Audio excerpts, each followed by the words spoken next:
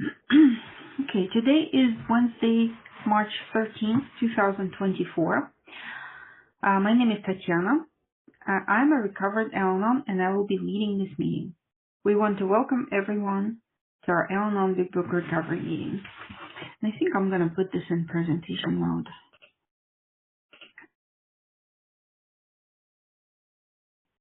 Okay. This is a step speaker meeting that meets every Wednesday night at 5:30 p.m. Pacific Time, 8:30 p.m. Eastern Time.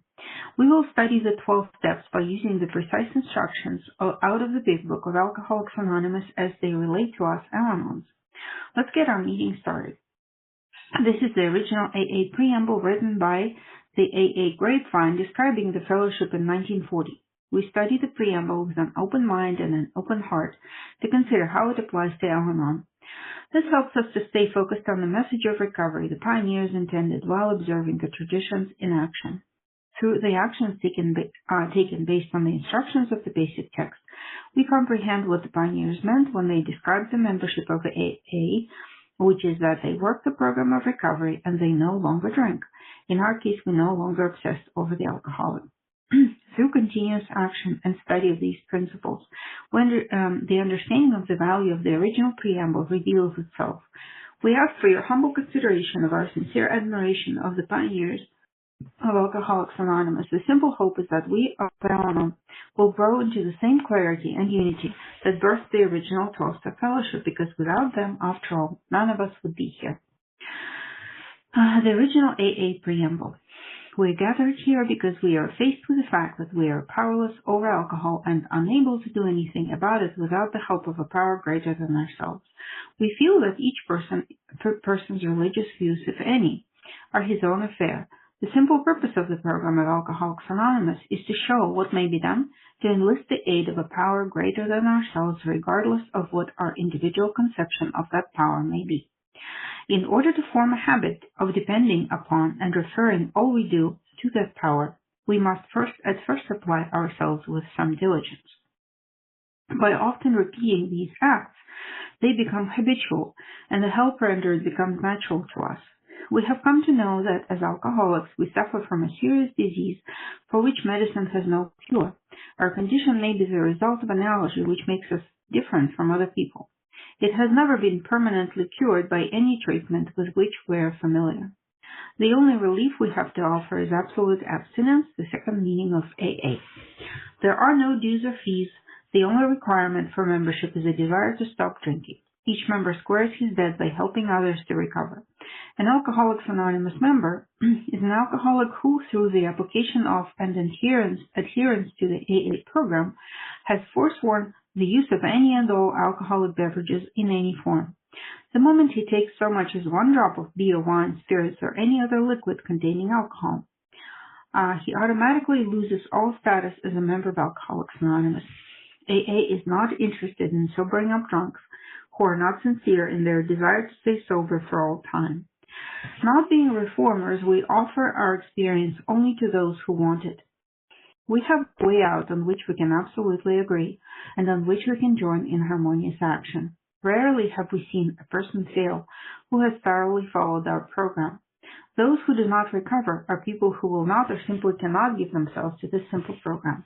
Now, you may like our program or you may not, but the simple fact remains that it works, and we believe is our only chance to recover. There is a vast amount of fun included in the AA fellowship. Some people might be shocked at our seeming worldliness and levity, but just underneath there lies a deadly earnestness and a full realization that we must put first things first, and with each of us, the first thing is the solution to our alcohol problem. To drink is to die. Faith must work 24 hours a day, in and through us, or we perish. In order to set the tone for our meeting, I ask that we bow our heads in a few moments of silent prayer and meditation, followed by the serenity prayer.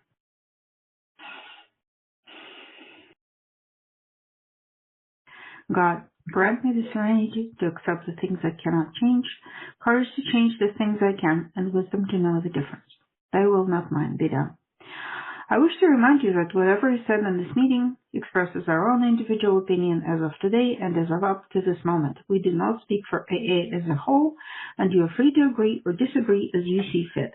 In fact, it is suggested that you pay no attention to anything which must not be reconciled with what is in the AA Big Book.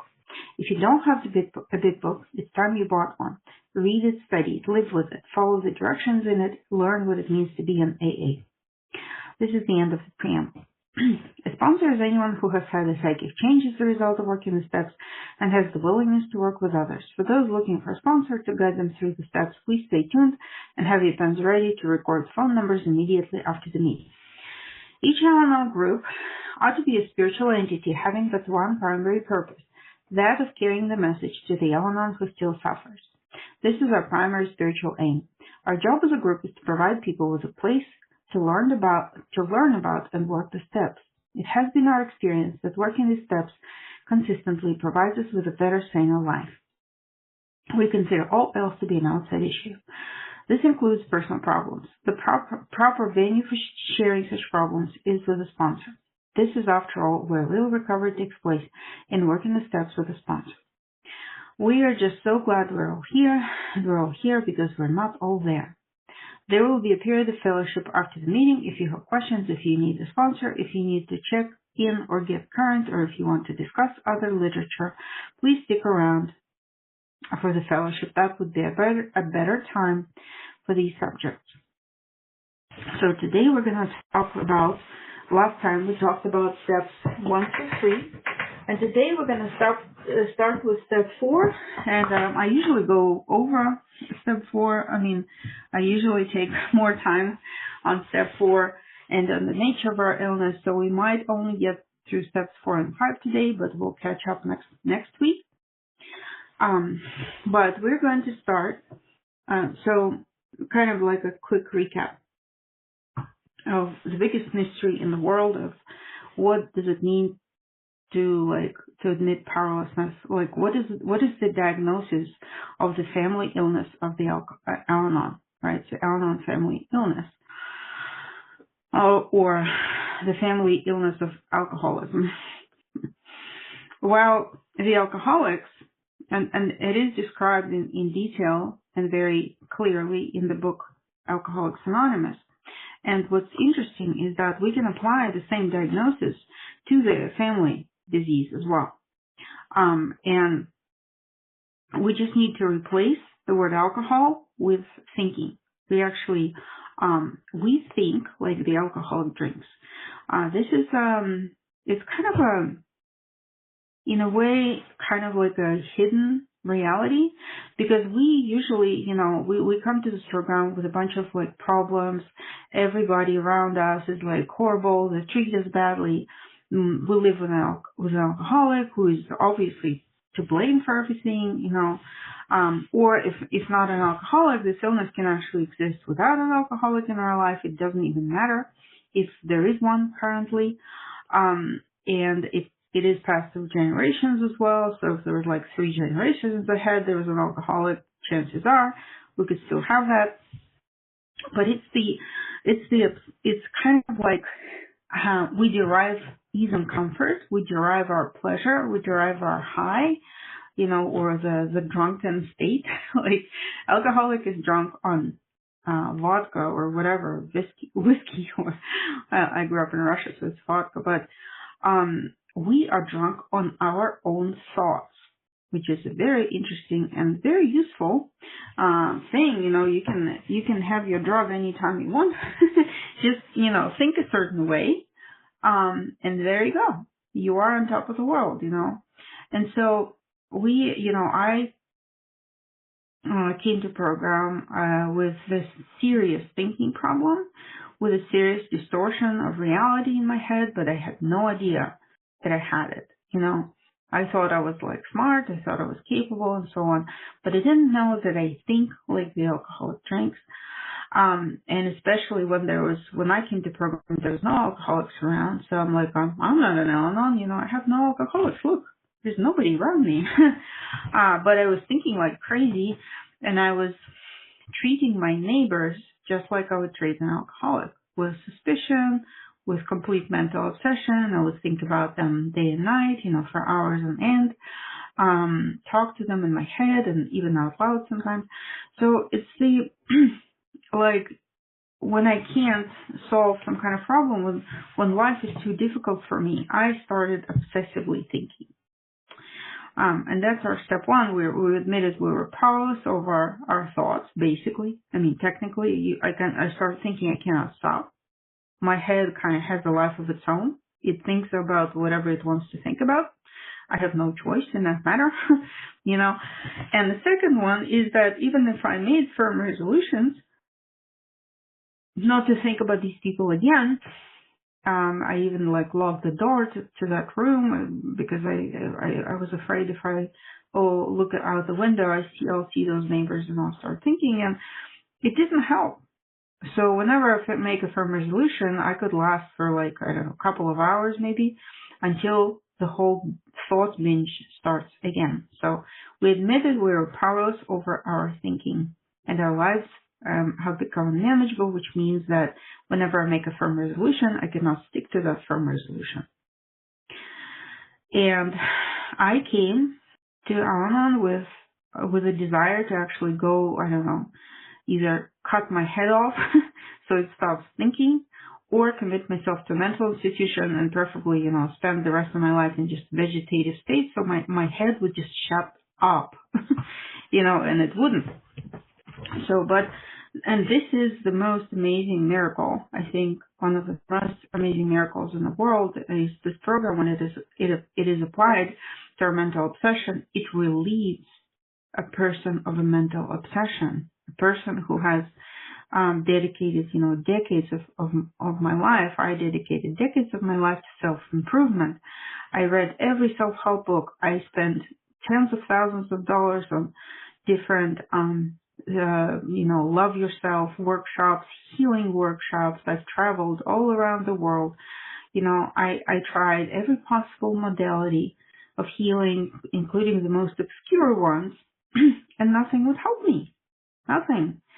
And this simple book and this simple program created peace in my mind finally. Finally, I have a say in what my mind thinks and when it thinks and in what quantity it thinks. So if I have a choice whether to think about something or not to think about something. And this is only achieved through searching and finding the contact with a higher power. Because it is, only a power greater than myself can relieve my mental obsession. Because my mind is incapable of regulating itself anymore. And so step 2 is with there is a power greater than ourselves that will restore us to sanity. So I believed that because I knew it happened for other people and I knew it could happen for me, even though I had very little idea of how it's actually going to happen. But I was just told to do the steps. I'm like, okay, whatever. Let's open up this archaic book printed in 1939. I have no idea if those guys even knew about my problem, but apparently they did. And apparently they solved it.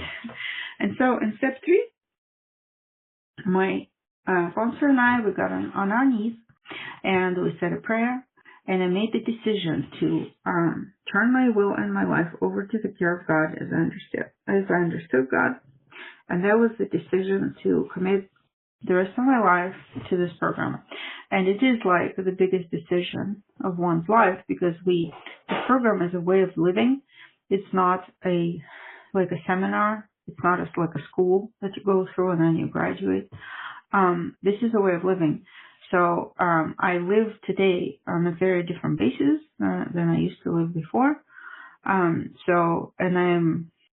will never be able not to live on this spiritual basis. I can never go back because if I go back, I know that the future will be very, very dark, in my case. So I stick to working these steps. And so after we do step 3 with our sponsor, we get off our knees and the book instructs us that we basically start our inventory. So steps 4 through 9 are action steps that lay the foundation for recovery. And it's like the first effort that we need to make before we start living in steps 10, 11, 12 for the rest of our lives. But steps 4 through 9 are like the foundation of the program, or like if you imagine like an airplane, this is the takeoff, right? So it requires quite a bit of effort, quite a bit of courage, honesty, humility, and so on. And so first we start with an inventory. Next, we launch out on a course of vigorous action at stages 63, 64. The first step of which is a personal house cleaning, which many of us had never attempted.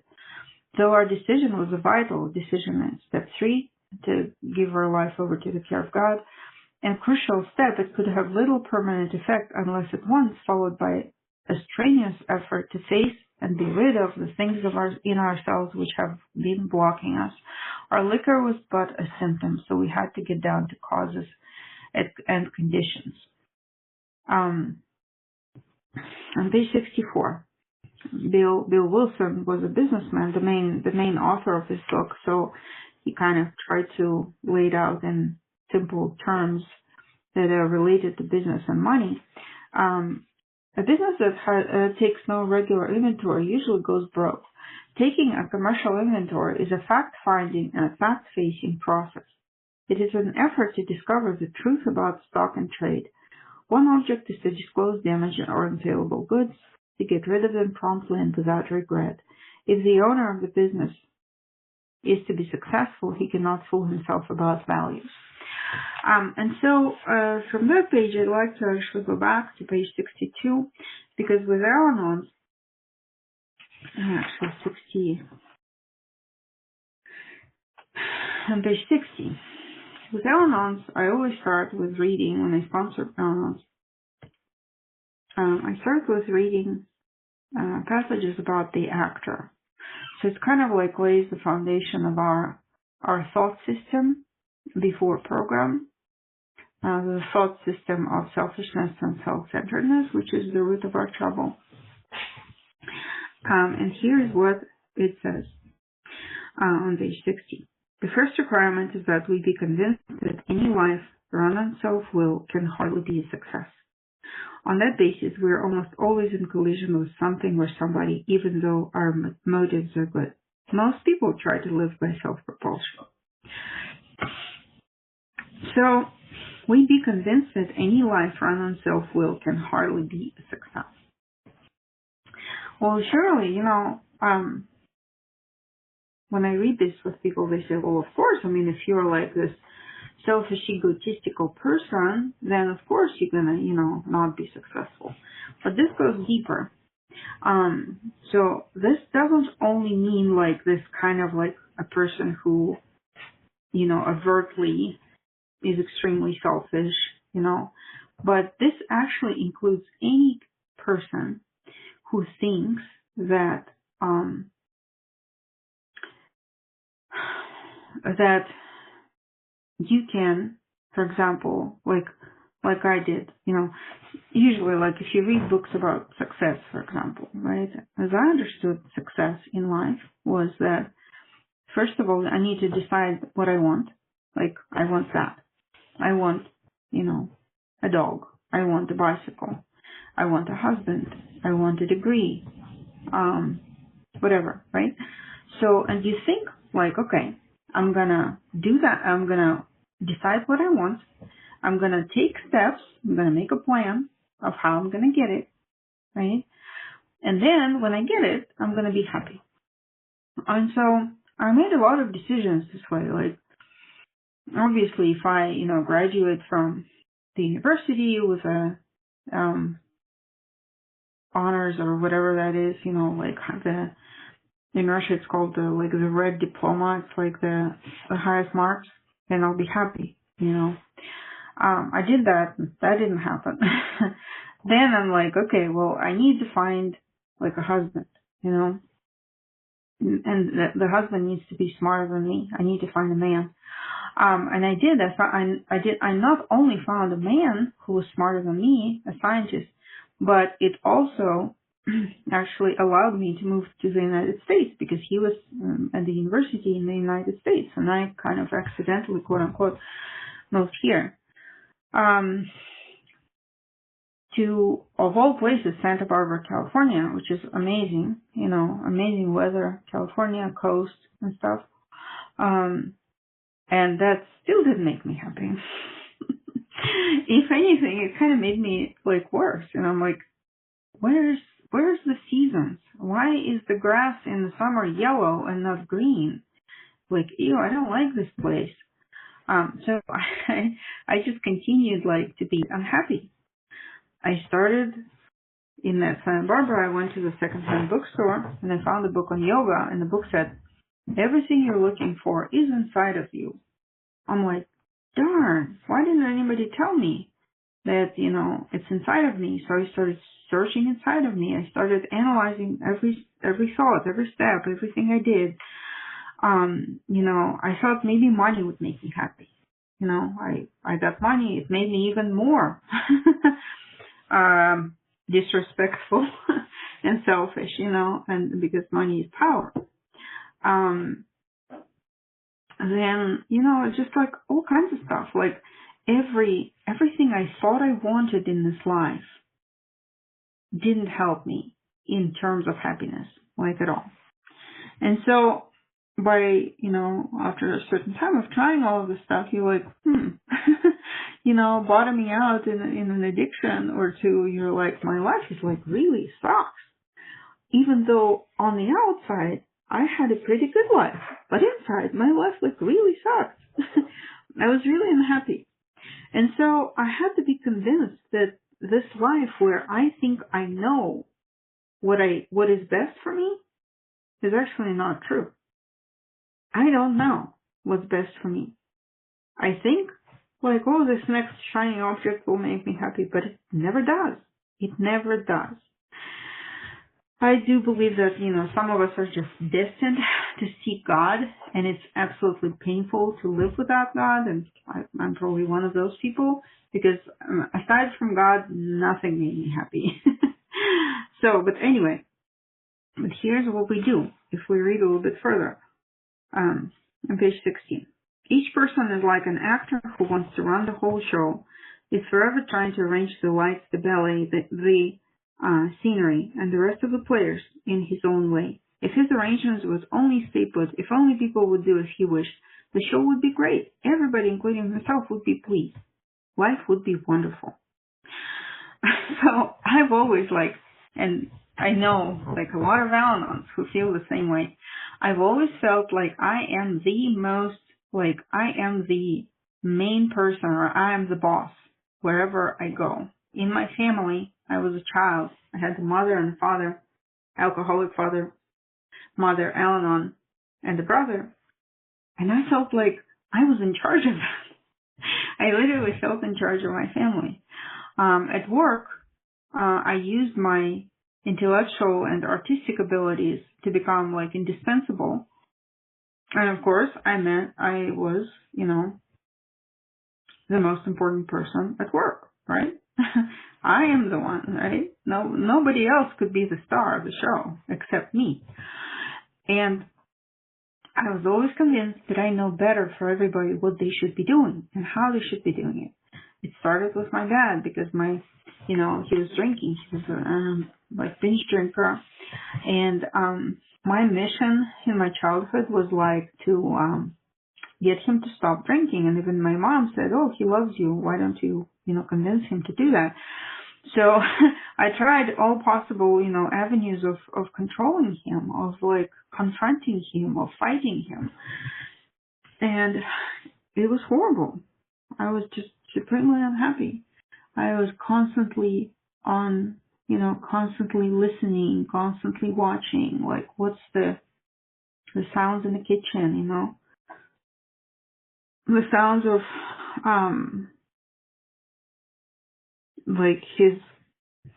how he walks, is he drunk coming home or is he not drunk, and it's just constantly vigilant. And it basically transferred into the rest of my life. Like the first time I don't know, the first boy that I quote unquote dated, he took me out on one date, and then I guess I was just inappropriately behaving. I guess I was very rude and sarcastic in a lot of ways. That he got kind of disappointed. It's like, oh, she's not as quiet and nice as I thought. So he started dating another girl. And what did I do? I kind of stormed into his room and I gave him an ultimatum that if he doesn't stop dating that girl, then I'm going to leave. I'm going to leave the camp that we're in. I mean, it's just like, ridiculous in a way, the way I was behaving. I couldn't see beyond my own nose. I thought the world revolves around me. I was basically like a 3-year-old who doesn't even understand, who doesn't have even a concept of another person having some kind of needs or opinions or, once I read the Declaration of Human Rights by the United Nations and the rights that people actually have. I'm pretty sure I violated a lot of those rights of those people close to me, especially this one right. I was really kind of chuckling when I read it. Actually, people have the right to the freedom of thought. So they are actually free. It's a basic human right for a person to think whatever they think is right, to think in their own way. Me, as Al-Anon, I actually, I thought I was the only one who's right, and everybody needs to be convinced of my ideas, of my points of view, and they all need to, promptly agree with me. So, yeah. And to finish off this paragraph on page 61,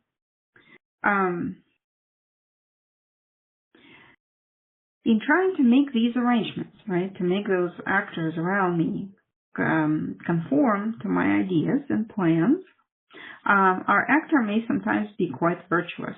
He may be kind, considerate, patient, generous, even modest and self-sacrificing. On the other hand, he may be mean, egotistical, selfish, and dishonest. But as with most humans, he's more likely to have varied traits. Yeah, so this usually went on like this. If a person was complying with my plan or with my, vision for their life, I was kind, quote unquote, this is all quote unquote, kind, considerate, patient, generous, even modest, self-sacrificing. It's all basically manipulation. So manipulation is any word or action that is directed at achieving a certain result or a certain outcome. And of course, you're not going to just be mean and manipulative with other, like overtly, command them, because we're not we no longer like have slavery or anything like that, right? So you can't just tell people what to do. So you have to be more sneaky about it. And the first, of course, like what is called, people pleasing, but it's not actually people pleasing, because we're not pleasing anybody but ourselves by doing that. But it's like manipulating through this superficial kindness and patience and whatever. And this is how we, as codependents, this is how we, quote unquote, put everybody's needs before our own, because we're just trying to manage everybody. We're just trying to, there's another way of like using people for even comfort is like the way I did it was that I took on the emotions of people around me without even thinking about it. It's like their emotions became my emotions. I had no emotional autonomy in a way. So whatever the next person next to me was feeling, I was feeling the same thing. Therefore, I had to put a lot of effort into making sure they're happy. So I would like joke, I would cook for them, I would feed them, I would, placate them in some way, like, oh, you want this? Oh, you want that? Oh, okay, I'll just do, oh, your leg hurts. I noticed that with my previous boyfriend. He had pain in his leg, and I was like, oh, let me massage that leg. And I start massaging, and I wouldn't be able to stop. He's like, yeah, it's okay, you can go. I'm like, no, let me do that. I'm like, this is just like a binge, it's like this people-pleasing, quote-unquote, binge, but I just wanted to be needed. I wanted to manipulate him into me being indispensable so that he wouldn't abandon me and that he would, fall in love with me. I usually, as they say, we don't have relationships, we actually take hostages. So I took him hostage with my, resources or with my sexuality and stuff like that. But the moment those people stop doing what I want them to do, then I become, a monster. I can start yelling, even though I usually I would start like abandoning them. That was my cruelty treatment is like, okay, goodbye. I'm going to leave you. I hate you or whatever. I'm not going to talk to you for a while. I wasn't one of those, people, pot throwers, as they say. Some Al-Anons are pot throwers and some are nail biters or chewers or whatever. So like some of us use the flight, some of us use the fight, but it doesn't really matter because there is still this war going on inside of us in either scenario. So yeah, the moment that boyfriend that I talked about, stopped doing what I wanted, it was like instantly, okay, goodbye, get out of my house,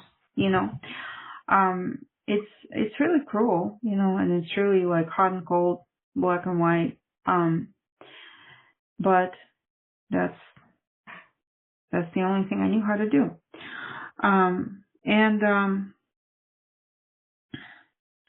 A little bit further on page 61,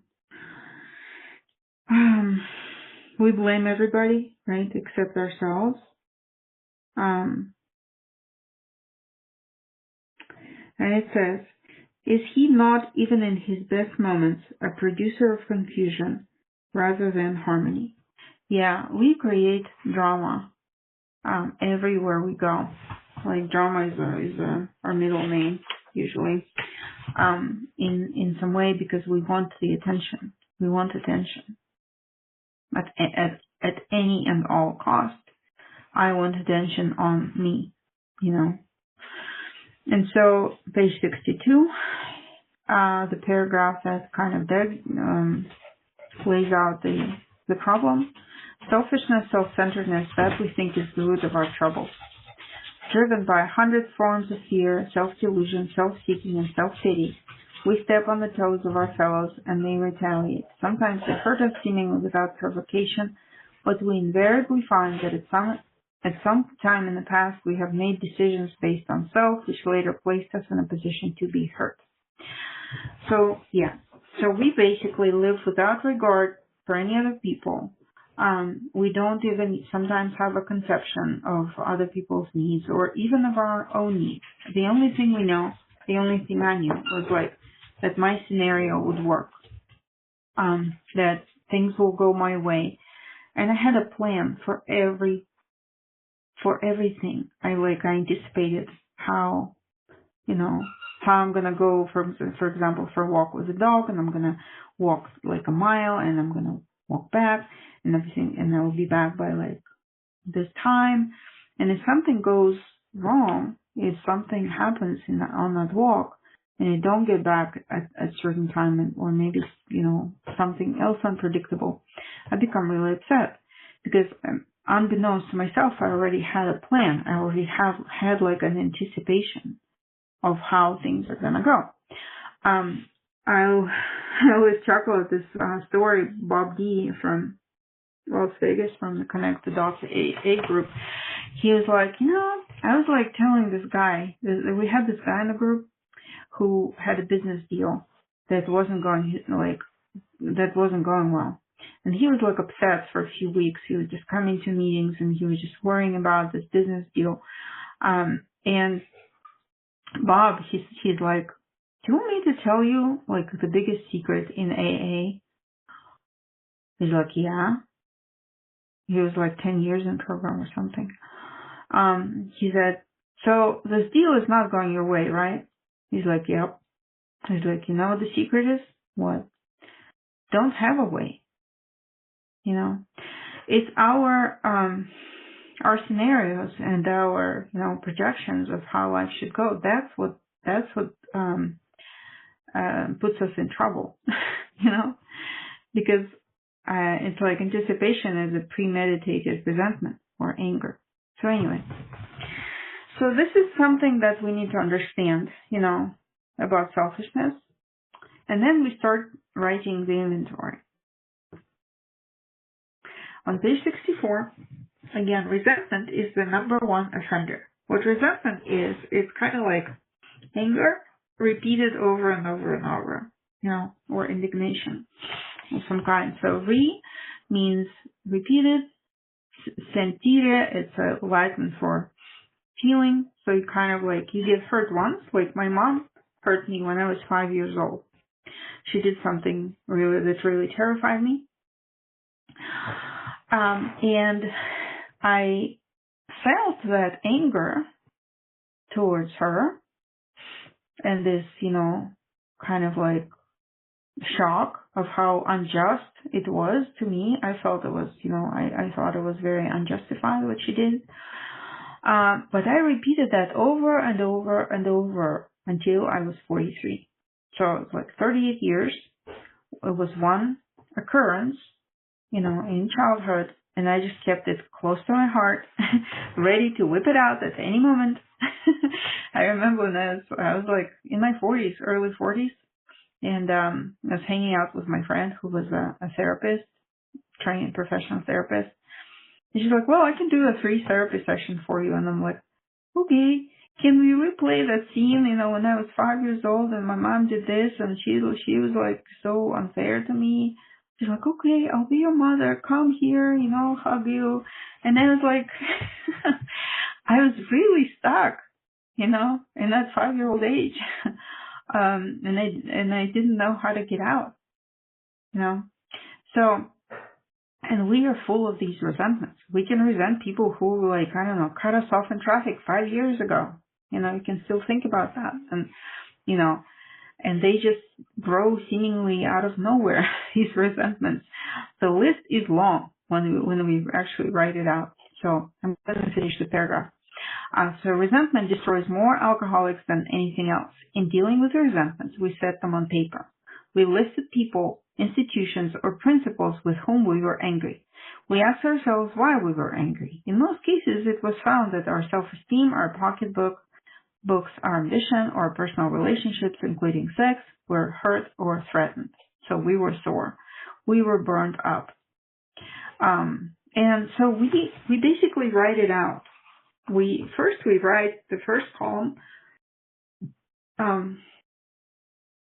everybody we are angry or resentful at, like mom, dad, brother, schoolmates, boy in the kindergarten,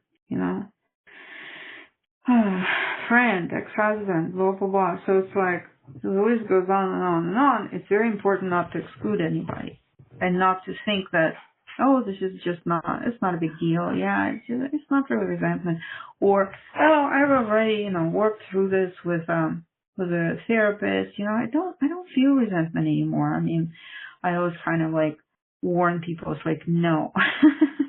If you don't feel it, it doesn't mean it's not going to go in an inventory. Even if you have an opinion that something was unjust, that something went wrong, that it shouldn't have happened, or if you feel, as Bob D also said, he's like, I always ask people, like, write down people who you have smug superiority over. And they're like, oh, okay. Yeah, whenever, like, you don't want to see somebody or you think they're, judge them, like you don't like them, that's all resentment. So we write them all out.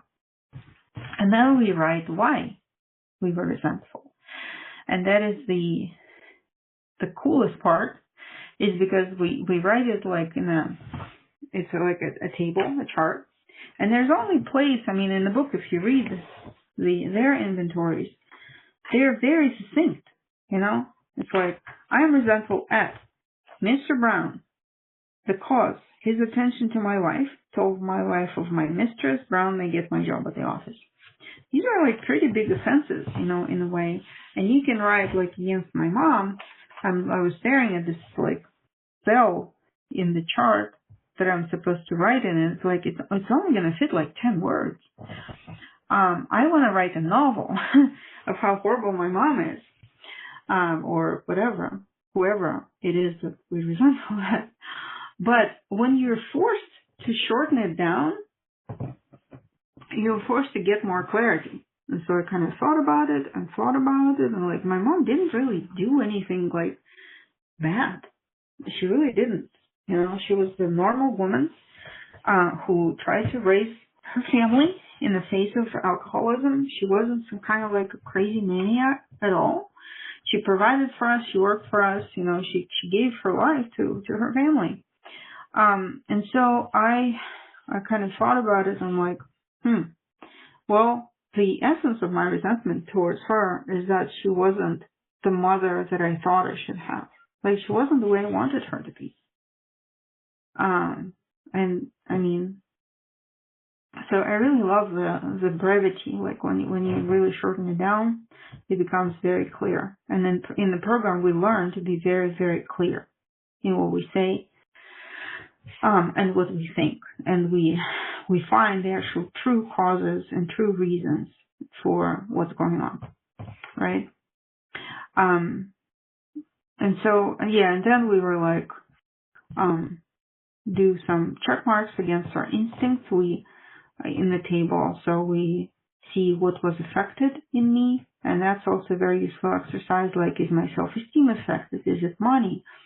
Is it whatever, you know? And when you write a bunch of resentments, then you can start kind of seeing the pattern. Like for me, the pattern was the self-esteem was always affected. It was just something that was very, very sensitive for me. Okay, so anything that happens outside hurts me, hurts my self-esteem. Somebody looking at me wrong hurts my self-esteem, you know. That's a pretty telltale sign, right? That something's, you know, maybe not right with me, not them, right? And then we ask our, then we consider our character defects in the fourth column. And it's actually really cool that the character defects there are like only 4 that we work with. And it's very useful because you don't need to search through a list of like 50,000 character defects, but it's selfishness, dishonesty, self-seeking and frightened, and inconsiderate. So those are the 4 character defects. Selfishness is what I described is when I want to run my own show. And if I have ideas how people should behave, you know, and I try to make them conform to what I think they should be doing, right? Or somehow I try to warp reality to match my fantasy, right? That's selfishness. Dishonesty could take quite different forms, like lying, outright lying, or having hidden motives and stuff like that. Self-seeking is how we get high, like what kind of goodies do I receive from this situation?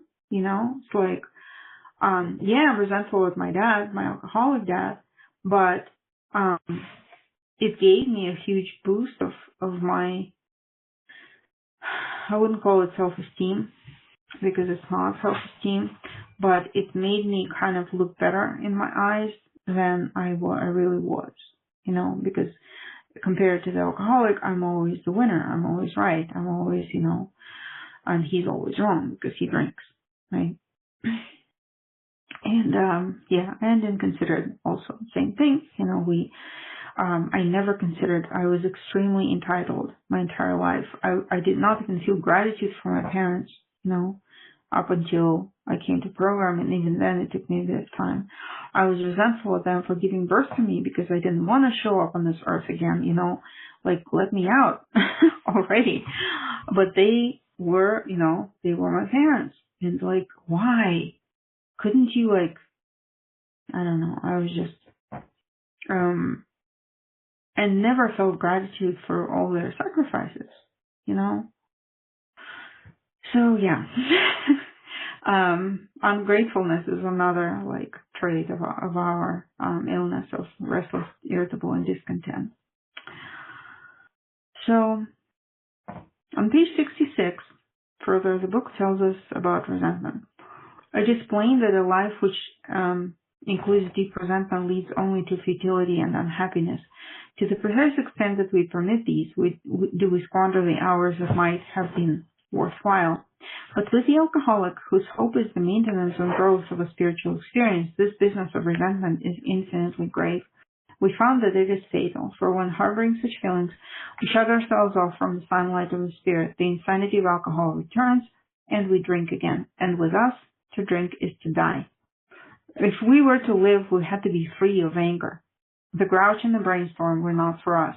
They may be dubious luxury of normal men, but for alcoholics, these things are poison. So it tells us, the book tells us that from now on, we have zero tolerance policy to resentment. There is no place for resentment in the life of an addict or an Al-Anon, because it drags us down so quickly that it's not even funny. And we had to be free of anger. For me, it took, 6 years maybe in program to like really be committed to this, because anger is kind of like, it's nice to be angry. It allows you to like lift yourself up in your own eyes, like, oh, I'm angry. The righteousness, the indignation, like, oh, wow, this is wrong. And because I think it's wrong, it means I am right. And this whole business of being right, it's pride. Pride is being right.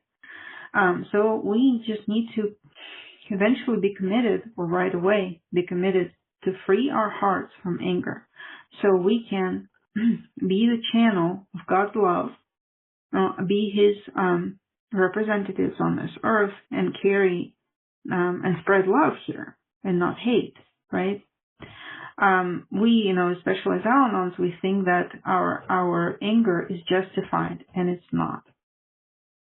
And from the results that it has caused in our lives, from the ruin of our lives, it's pretty evident that it's just bad idea. And also the grunge and the brainstorm. This is actually very Al-Anon related, because these are the two states that are basically those thought binges that I talked about. This is how we get drunk, through either being grouch, like angry at something, right, and complaining, calling every single girlfriend and dumping on them how horrible our life is and how we were mistreated by the alcoholic, or the brainstorm. The brainstorm, I've actually realized that my mind is not a tool for solving problems of all things. Actually, interestingly enough, right? Actually, whenever I try to solve a problem by thinking about it, I get stuck. I get in this loop of thought, and I can't get out. So now I know that if I need to solve a problem and my mind kind of offers its services, like, hey, let me think about it, let me do the pros and cons, I'm like, thank you very much, but that's not your job. God solves my problems, and your job is just to shut up for now and just listen. Whenever the answer comes from God, then we will start, doing something, right? But it's problem solving, solution to our problems comes from God. So we just need to pause. As the book says, common sense becomes uncommon sense. So there's no brainstorming anymore for me. No thinking things through. It doesn't work. So that is the resentment inventory. And then we write a fear inventory. Same thing. We just write out all the fears. And on page 69 it says, we reviewed our fears thoroughly. We put them on paper, even though we had no resentment in connection with them. We asked ourselves why we had them. Wasn't it because self-reliance failed us? Self-reliance was good as far as it went, but it didn't go far enough. Some of us once had great self-confidence, but it didn't fully solve the fear problem or any other. When it made us cocky, it was worse. So, yeah, we put fears on paper. This paragraph also says that when you're cocky, you're actually afraid, you know. So I was cocky a lot. I was kind of full of sarcasm and humor and ready to whip out some kind of information, fact, or joke. But it was because I was just like extremely fearful inside. And then kind of the fears go through the same table for the fears. Like, why do we have this fear? Also interesting, to look at why do I have a fear of, getting sick and dying or whatever. Are there actually any specific indicators or not? Or is it just my imagination? Like a lot of people, women who have children, are afraid that the children are going to die or something's going to happen. And usually there's no actual indication. Their children are not in danger in any way, but they're afraid because our minds, our ill minds, they want to attract attention. They want to occupy us. And I kind of laugh at my own mind because it just manufactures fears. It was like, and the children's fear, something happening to the children's fear is very scary, first of all, and like, well, it's kind of like, well, it could happen, right? It could. Oh, and it is really scary. Okay. And so you wake up in the morning and the mind's like, oh my God, something's going to happen.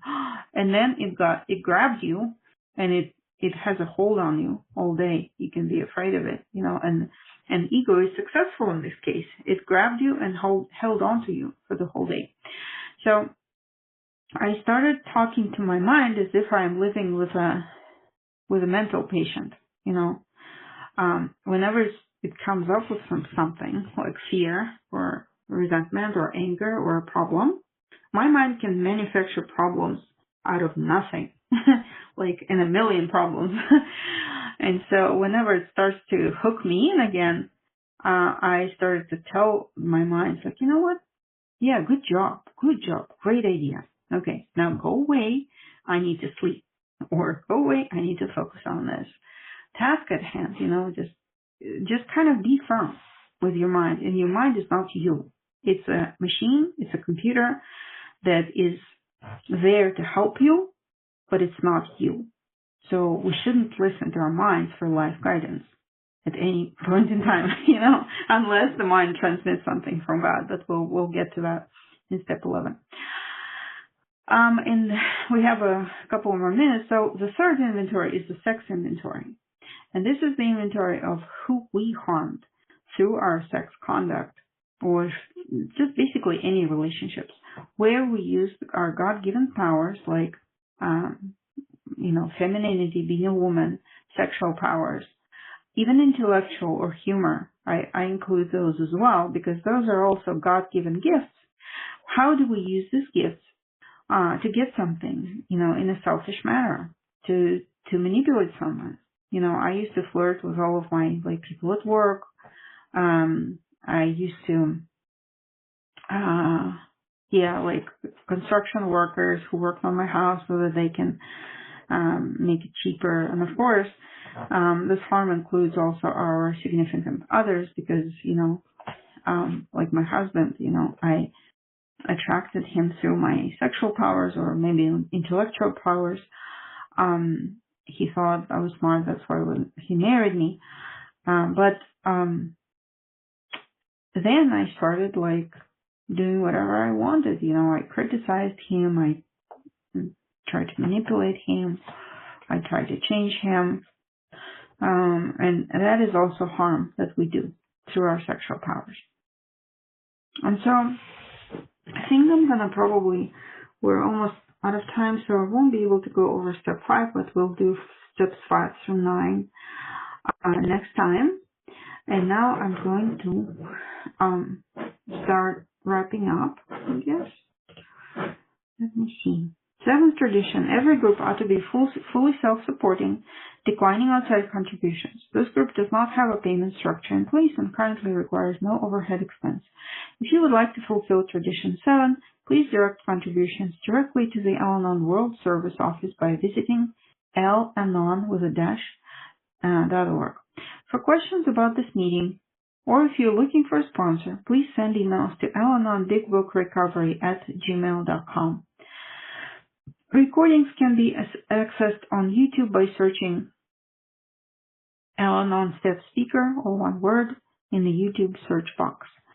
If you are interested in other Al-Anon meetings that follow the Big Book, please visit www.alanonbigbooksolutiongroup.org. Big Book, page 164.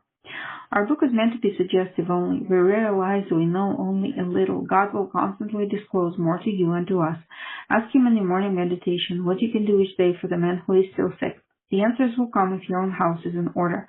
But you obviously cannot transmit something you haven't got. See to it that your relationship with Him is right, and great events will come to pass for you and for countless others. This is a great fact for us.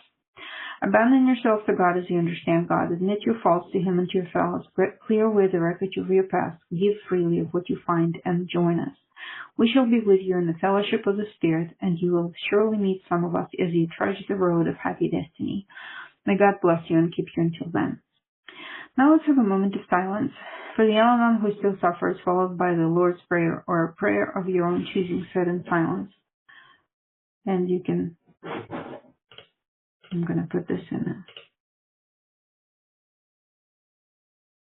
If you would like to unmute, you can press *6. Who loves us and keeps us safe. Our Father, who art in heaven, hallowed be thy name. Thy kingdom come, thy will be done on earth as it is in heaven. Give us this day our daily bread, and forgive us our trespasses as we forgive those who trespass against us. And lead us not into temptation, but deliver us from evil. For thine is the kingdom, and the power, and the glory, forever and ever. Amen.